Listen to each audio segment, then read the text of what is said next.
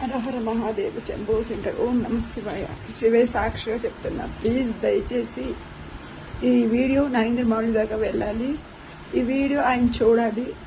నాకు body fitness లేదు, plus నేను మినిమం ఏజ్ 30. దయచేసి నేను కూడా ఆర్మీలో వెళ్దామని అనుకుంటున్నా. మన దేశం కోసం ప్రాణాలు ఇవ్వడం చాలా గొప్ప వరం. చాలామంది వెళ్ళి పోరాడుతున్నారు. అక్కడ నేను కూడా ఉండాలని కోరుకుంటున్నా. నాకైతే బాడీ ఫిట్నెస్ లేదు.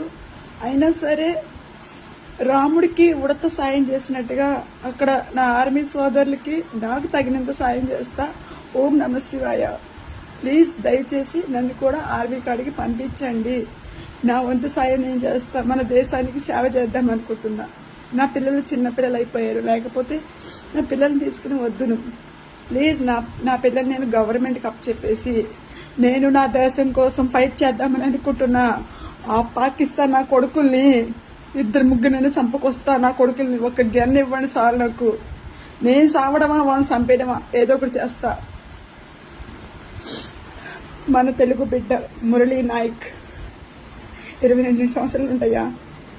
ఆయన చనిపోయినందుకు నాకు చాలా బాధగా ఉంది. కానీ ఆయనలా అక్కడ నేను ఎందుకు లేను, నేను మగోడికి ఎందుకు పుట్టలేదని ఈరోజు బాధపడుతున్నా.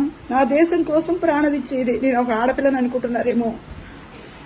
మన ఝాన్సీ రాణి తెలుసు కదా, ఆమెకు ఒక ఆడపిల్లే. యుద్ధం చేయలేదా?